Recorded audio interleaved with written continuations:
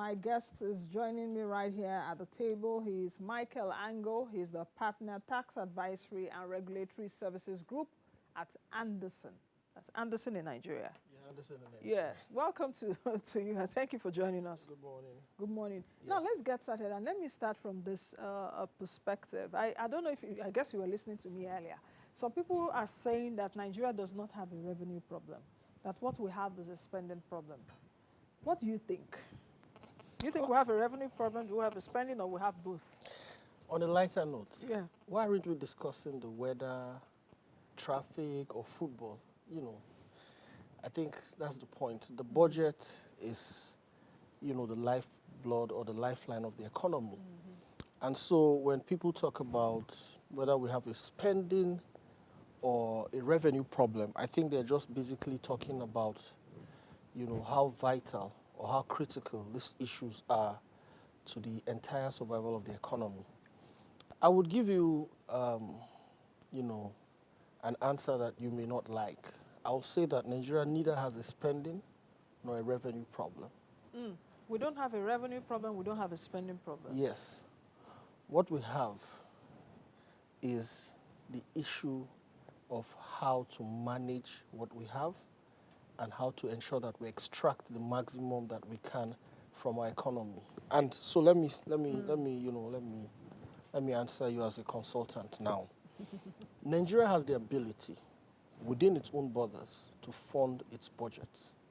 And I'll give you a statistic. So last year, you know, just looking at the budget presentation from the Minister for Budget and National and Economic Planning, if you look at two items in particular, the corporate income tax and the VAT, they outperformed the target by 221%. That's for the federal government, and 111% for VAT. 221, I think, for CIT, and then 111% for VAT. So what does that suggest to you? It suggests to you that if we put our hands and our heads down, we can actually extract these revenues from within the economy. The other side of it is, yes, what do you spend what you get on? And I don't like to get into that conversation because, you know, I've worked in government, and when people say, oh, government is spending money on certain things, you know, there tends to be some emotion. But the reality is that government exists to spend. Because if government doesn't spend... But not to spend on frivolities. Well, like I said... Yes, not to spend on frivolities and not to, like, overspend where you know you can be optimum, where you also know that you can get value for less. You're right, Nancy. But you see, where you sit and where government sits are two different places. And I'll give you a story, a personal one. I bought a house in Lokogoma about 10 years ago. I bought the house because the idea was that area was going to develop and all of that. It never took off. So I had this house, I locked it up. I had tiles in the house, fittings, everything you could imagine. Sometime this year, I said to myself, look, you can't keep this asset just lying down fallow. So I decided to spend some significant amount of money to put the house together in shape. Now, I'm sure my wife will be saying, this is frivolous spending. No, but Lokogoma now has developed more than 10 years ago. So it was a smart decision for you to be able to do that now. At the moment now, we have school fees. You know, Christmas is coming. There's a lot going on in the economy. You know, the cost of everything has gone up. I'm sure my wife would say, look, you know what, Michael, why don't you keep this money? Let us spend it on something else more appropriate at this time. But you see, so let me use a very good example. The VP's house, which is the topical issue, you know, the 15 billion, 15 billion. That's which has been appropriated by FCT. Yes, not federal government. Exactly. Yes. Now, the minister for FCT has said, listen, this house has been under construction for over a decade. And significant sums have already been expended. So what do we do? Do you keep the asset there to continue to lie fallow, or do you make a final push? And please, I'm not for or against. I'm just saying that these are some of the considerations. Like I said, I've worked in government. I've sat behind. So sometimes when you see some budgets and you see some items in the budget, you know, what is being presented to the public might be different from what is the real motivation. And I think the challenge for government is communication. I think government needs to communicate better. They need to explain. I saw a statement from the Office of the Chief of Staff yesterday, and it was a very crisp statement. It was clear, and I said, look, this is the kind of... On his residence, quote and unquote. He said, look, I don't have a residence. I live in my personal residence, and I know because the Chief of Staff will not have a residence. I know his house. So I was like, okay, so this is what government needs to do better. You know, so I think in this regard, you know, again, back to our question, Do we have a spending or do we have an expenditure issue? I think government needs to articulate better what its reason is for certain expenditure. But more importantly, Nancy, I'm one person who believes that within our borders, we have the ability to raise the significant revenues that we need to fund our budgets. And the two examples I used, or I gave you, are instructive. Okay. Yes. Let me take my follow-ups from all what you said, and I think there are a lot. Yes, But, please. where would I start from now? Okay, let me start from where you mentioned it's neither a revenue nor expending problem, but it's how to manage it. So it's Yeah. about manageability. Yes, Is it- implementation. Yes. Isn't manageability part of spending? Okay, so Yeah. I agree with you, but again, coming back to the example I gave, if I'm talking about my own personal expenditure, so one, you could say, look, why don't you invest, this money in something else? Why don't you improve the security in your house? Why don't you refurbish my house? My current house, I think, needs a makeover. And so at the end of the day, it's a priority issue. You cannot solve all the problems in one budget cycle. We cannot provide all the security. Security is a recurrent thing anyway. You can't provide all the health centers you want. You can't provide all the roads. You can't provide all the water. Today we're talking about climate change and all of that. You can't begin to regenerate your ecosystem in one budget cycle. So there will have to be prioritization. And so that is the real job of government. Government has to sit down and say, look, in terms of A, B, C, D, which is the priority, not just to me, but to the people. And because, again, we know the theory of social contract, so it's about what the people, have elected you to do. And I think in fairness to this government, if you look at some of the things that they've put in the budget, you'll say, well, there seems to be some thought towards that. The question then is it enough? And that's a question that is a rhetorical question, because what is ever enough anyway? Anyway, okay. Yeah. I like that you also brought out the issue of CIT and VAT. Yes. Because I'm also aware that in Nigeria, we generate at least 98% of our revenue across all governments from about 10 taxes, which CIT and VAT is also part of.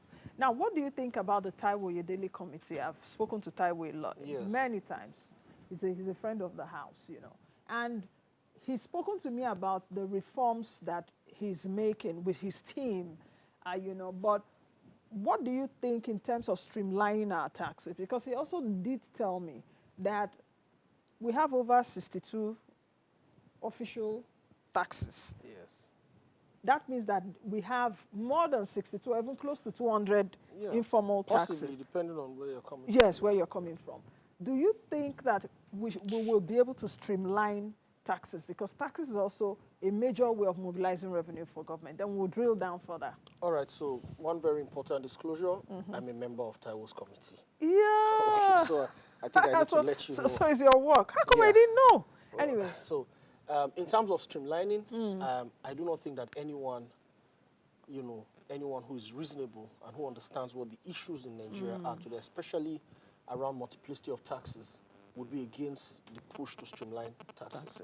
As far back as 2009, 10, 11, when I was at the FIRS, we did a lot of work around trying to streamline taxes. And there was an incident then where the then vice president had to call the chairman of FIRS because a big man in Nigeria had called him and said, look, I take cattle from Adamawa State to the south. And the cost of my cattle, I can't remember the exact figures then, but let's say the cost of one cattle leaving Adamawa is 40,000 naira. By the time it gets to the east or to Lagos, because of all the taxes my cattle, my trucks have to pay, it's about 100,000 naira. Almost, over 50 or 60% additional. And so the VP then said, look, we need to do something about it. And so we had so many ideas, look, stop collecting taxes on the road, have a single sticker, JTB and all of that. The reality is that we need to do something about it. And I think in this regard, the states have to cooperate and collaborate with the federal government. So the short answer to your question is, it is achievable, and I'm totally in support of, all of the things that the Taiwo Oyedele Committee is doing, our committee is doing. We need to say to ourselves that if we have been behaving badly for 100 years, it doesn't mean we should continue for another 100 years. It is time to sit down and look at what is right. And you're right, the taxes that actually produce the meat are quite few. Some may argue and say, well, there's some taxes, maybe marked taxes, that may not provide significant amounts to the economy, but because of what they are being used for example, if you have a tax, let's say something like the education tax, one might argue for its retention because it's a sector-specific tax. It solves a particular problem. But there are also ways to go around that. You can say, okay, you know what, collapse this tax into another tax type, or increase the tax rate of, say, VAT, for example. And I'm not advocating for increment of VAT, but I'm just saying these are innovative ideas that government can, apply. But in terms of whether we need to harmonize taxes, if it was even possible to make them lesser than 10, I would say let's do. Why? Because at the end of the day also, the administrative, the cost of compliance, both on the part of government and the part of the taxpayer. If I have to account for 10 tax types and I have to account for 5 tax types, I trust me, it's easier and better for me. And then also if you then want to do some audits or some review and confirm what was collected, how it was collected, even in terms of the whole idea of automating and harmonizing. It is easier to automate and harmonize 5, 6, 7 taxes than to automate and harmonize 300 taxes. Is it possible for us to get less than? Is it possible for us to have like 5 taxes or even less than 5? Well, for those of you that are that you're in the tax community, of course, you did work with the FIRS. You've been in NISEL too. Now you're in Taiwo Yedele's committee. That committee will have plenty of, but yeah, because again, and that's a good idea because what the committee tried to do was bring in as many people as possible, so that you have that divergence of views and experience. Yeah, but what I can give to Taiwo Yedele's committee, which you are, is that I see a lot of experts there. Yes, so you guys know what you're doing, and Nigerians are really looking at you guys with yes, more than this, my glasses. Yes, and that awareness also makes it imperative that the committee succeeds. And so that is why, but just, I think your question was, is it possible to have less than 5? Well, less than 5. So maybe AIT can try and sponsor a study. You can invest a little bit and say, okay, sponsor a study or some initiative to find out. It is possible. Yeah. But we also have peculiarities in this economy. Whereby... What is international best practice? If you're taking a look at taxes perhaps in the UK or even in other African countries, let's not talk UK. Okay. Do you understand? In other African countries. Yes. Yeah. So, Nancy, the thing about taxation is that there is no international best practice. And I don't like to hear international best practice. That's my own personal view. Because but our own tax system was modeled after international. Yes, after UK now. But the UK has moved now. It has moved away from several practices. Yes. But again, the UK doesn't have 36 states. The UK doesn't have 774 local governments. So we should Nigerianize our system. Well, we will have to find a model that works for us. So where I'm going is that, you see, implementation and enforcement is going to be a big issue. Why? Because even if the federal government should say, look, I want 7 or 8 taxes, and they pass a law, the thing is that what happens on the ground? What happens in the states? What happens when you decide to leave Abuja and you are going to Lagos? When you get to Lokoja, what happens if some boys block you there on the road? What happens when you drive further down, you get to Ore? So at the end of the day, we should find something that works. And the states are going to be very critical to this. They are going to be very critical because the federal government cannot be everywhere. And that's why sometimes when people say, oh, the federal government, I understand. I also do it. But honestly, sometimes the federal government is not as powerful or as omnipotent as we assume it is. What can the president do? Can he arrest a state governor? Can he tell a state governor not to impose particular taxes within the state? He can't. He can only appeal. We have the Nigerian Governors Forum, and a lot of collaboration and discussions are going on with them. There are other organs. We have the National Assembly. We have the State Houses of Assembly. So people also need to understand. We then have the Constitution, too, which actually allocates taxing rights to each tier of government. Yeah. So are you also going to amend the Constitution to say the states cannot tax a particular... So there's a lot of work. But if we all understand that the goal is to get a fiscal system, a fiscal regime that enables people to pay taxes with ease, seamlessly, and also enables the government, whether at federal or at state level, to get all that is possible. Because what benefit is it if you have 30 taxes, but then of the 30 taxes you have, it is Michael who controls Life Camp. I'm the strong man there. I collect the taxes. Maybe if I collect 100, all I remit to government is 20. And then you have another tax type where Nancy is the strong man in Lokogoma. She collects all the taxes. She collects 100. She remits 10 to government. So at the end of the day, government itself is not even benefiting from the taxes. So at the end of the day, why not even automate and say, look, Mr. X, collect on our behalf. If you collect on our behalf, you can take a cost of collection. We can agree what that cost of collection is, and then remit the balance to us. And this model works everywhere. In 2011, we went to Canada. Incidentally, the current chairman of the Senate Committee on Appropriations, Senator Adiola, was on that trip. And I can see some of the ideas we got as far back as 2011 already playing out in his committee. And we studied the Canadian system. And one of the things they did in Canada was certain provinces had donated the powers of collection to the Canadian Revenue Authority. So collect on my behalf and then take a cost of collection and remit to me. And you can sign up today. You can say, okay, do that for me for 2024. And you can decide to back out in 2025. So will that mean that the IRSs in states? No, I'm trying. Yes. Well, I mean, like you can have no. Look, Nancy. At the end of the day, what is the end goal? If I'm owing you money, what is important to you? Is it that you collect the money? To get my money back. You get your money back. Anyhow you get it, I don't want to exactly. know. So far you give me my money. If Taiwo can help you collect your money from you, would you not accept the money when he brings it? Yeah, but the other thing is that you may also the way of collection could be uncomfortable. You shouldn't. If I even want to collect my money back, that doesn't mean that you should go strangling people to get the money to give to me. So that's the point I'm making. Yes, so that's the point I'm making. So that's the point. And you see, again, I'm not arguing in favor of the federal government so that nobody misquotes me. I'm not saying that the states should necessarily donate their powers to the federal government. But if there's a system in place, if someone has shown workings, as we say, and he has shown ability to collect efficiently, then maybe why don't you say to yourself, okay, you know what, let me try this guy's model or system. Let me key into it. Okay, so for example, a state might say, you know what, and already it's happening when we do audits, for example, in FIRS.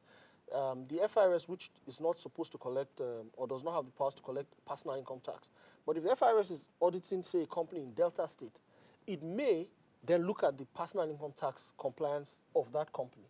Now, most companies say, no, don't touch it. But FIRS say, no, I have a collaboration with Delta IRS. And so if I find something wrong, I'm obligated to tell Delta IRS. So what's the problem with that? Today we have exchange of information agreements, multilateral agreements with OECD. And so if, for example, a Nigerian company has funds which it is hiding offshore, the UK authorities, the German or the Dutch authorities would inform Nigeria and say, look, XYZ company has an account in our banks.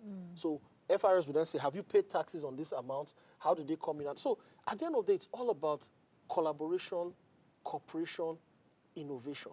Okay. Yeah. Let's take a look at this 2024's budget. Perhaps if there are issues or there are concerns for you in terms of revenue generation, the forecast from the federal government is 18.3 trillion naira in terms of revenue. And I heard you loud and clear that you can mobilize internally the revenue that we need. Here, that was what you said earlier. But I'm also thinking what Nigerians are thinking. Nigerians that are watching us now are thinking. And they are thinking, if we are saying mobilize revenue, that means now me and you will go fasten our seatbelts. The federal government or the government will come for us more because we have a tax to GDP ratio of, I think, 10% now, about close to 11%. 10, yeah. And we want to move it up to 18. 18. Your committee is saying about 18. So what that means is that a lot of us will be in that net.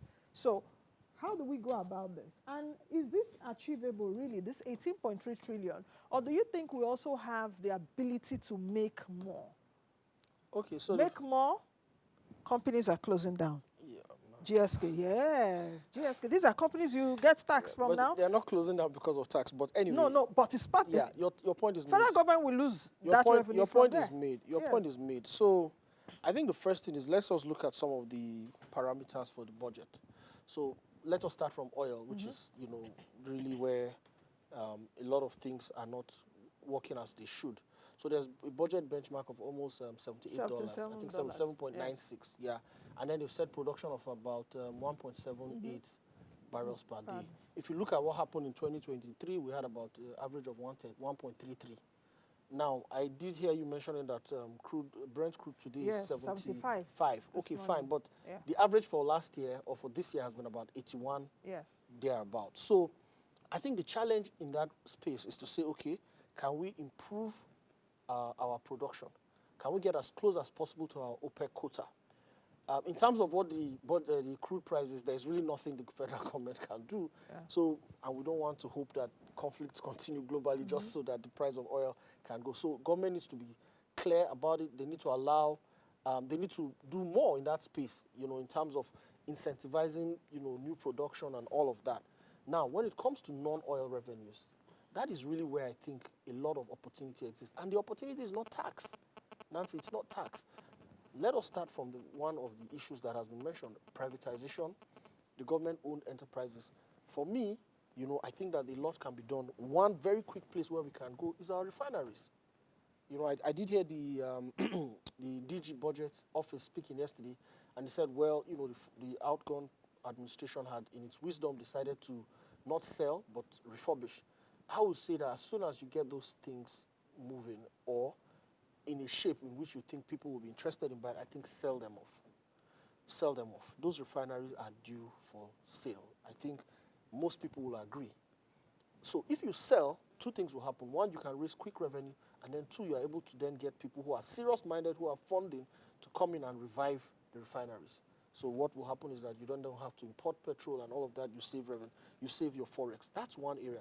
The second area is in terms of other assets. We have airports, we have stadiums, we have roads. So it is about how much do you, how far are you willing to go in terms of maximizing these assets? Recently, the board of the Ministry of Finance Incorporated was, set up and all of that. So, and it's supposed to warehouse all federal government assets and all of that, investments and all. So, MOFI has a lot of work to do. We have a corporation called InfraCorp. I don't know if you're aware. Yes, I am. It was established, InfraCorp, exactly, about 2 years ago. Yes. So, InfraCorp has a lot of work to do in terms of saying, look, we will go and look for funding from elsewhere. Yeah. Certainly has to be external funding, fix critical infrastructure, then monetize them. Nancy, if it takes me 6 hours to drive to my village and I have to pay 5,000 naira toll, do you think I will not pay it? Yesterday I was looking for a ticket to Lagos. A ticket to Lagos is about 190,000 naira. I bought a ticket 250,000 on Sunday to travel on Monday. Exactly. So if I can drive 10 hours to Lagos on a smooth 6-lane highway, and you're telling me that along the road I pay a toll of even 20,000 to the federal government, I will pay that toll as long as the road is good and it's safe and all of that. So it's about also, looking within and saying, what are the things we can maximize? So that's one thing. The government-owned enterprises, they can do a lot. Thankfully, we have the model of NLNG that has really worked. And part of what I see the federal government said is, there will be dividends from NLNG, DBN, Galaxy, Backbone, and some of these other holdings. So the opportunities all exist. So it's not all tax. Yeah. But even in regard to tax, do you not want to be in the net? I'm already in the net. Yes, Michael. You are in the net, and the more you pay, then the more you can. But I shouldn't be strangled more. Nobody's strangling you, and if you pay more, Nancy, it means that you can even go and stand in front of National Assembly and challenge them and say, why are you budgeting? But people are saying the way they are using my taxes, I don't like it. Yes, that's another thing. Now, that's actually what we mentioned earlier, but that's a discussion for another day. Yes. So you think we can achieve it? Do you think we can get that 80? And then, well, of course. Well, they've said to us that there's the deficit, and they've said this is how they will intend to finance deficit. There will be new borrowing of about 7.8 trillion naira. But there's a debt servicing too of about 8 trillion. That is, for me, that is the elephant in the room. 8.25 trillion is a significant amount for debt servicing. And I really wish that money will just wake up in the morning and it would have disappeared from Nigeria's balance sheet. I wish we could call Houdini or any of these. That's forgiveness. I wish we could call any of these magicians, maybe Houdini or Professor Pella, to come and just poof, and the money goes. Disappear. But we have to grapple with it. We took on the debt. We must find ways. Our capital expenditure is just a little bit over. Yeah, just a little, about 8.75. So that is, for me, that is the real issue. We need to be able to shrink our debt service, however we're going to do it. And so when I saw new borrowings, I said, okay, fine. This is the first full budget that this government is implementing. So let's give them time. Let's see what they can do. Let's see how creative they can be. In terms of all of these other things, they say there's multilateral and unilateral loans, concessioning, and all. I think about 1.05. The Minister of Finance and Minister for the Economy was speaking, I think, at the budget retreat 2 days ago, and he said, they're going to be looking for concession, how did he put it? Concessioning funding, and then climate funding. He also said, there are people who have climate financing, who have money. Fine, these are all things that you can do. You can come and tell someone, look, I'm going to build a road, but this road is going to be made of, I'm going to use plastics and all of that, maybe degradable material and all of that. So are you willing to give me, $300 million at 0.005, or even just give me a grant, as long as I commit to spending it in a particular way. Sustainably, now, exactly. How much is time for you for this administration? Because you said, let's give this administration time. How much is that time for you? 4 years.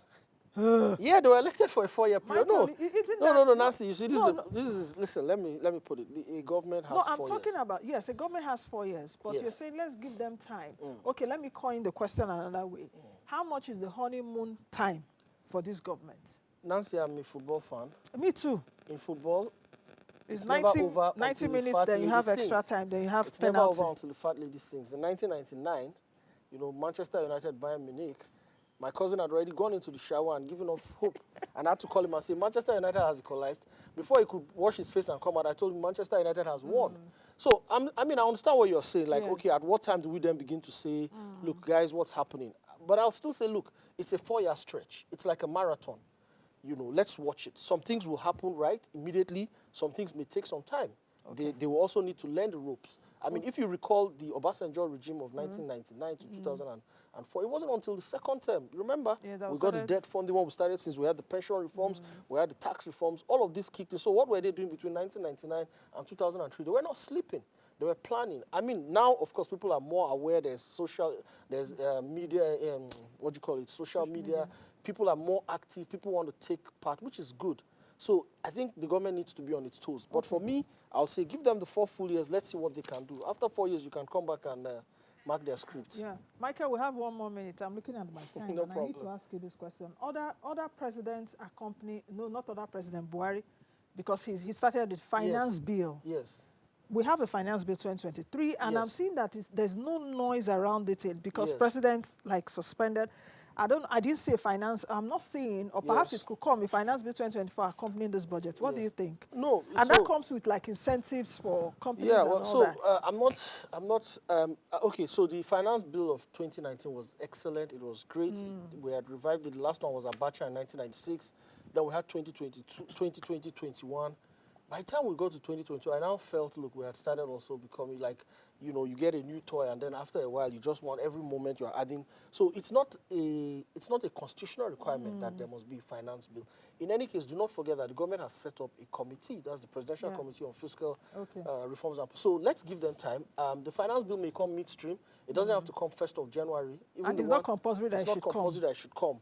And then it could just be that the government wants to sit down and do a holistic review of the tax laws. One of the things that I have criticized some of the finance acts is that you're doing piecemeal amendments of laws. Why don't we do a proper and holistic amendment of our laws, so that if you want to look for Section 32 of the CIT Act, you don't have to go and look here, then you look there, you look here. Oh, this one was amended in 2019, 2021. So perhaps that's what what your committee I suspect that will be able to streamline. These are trade secrets, so I may not have to wait for it.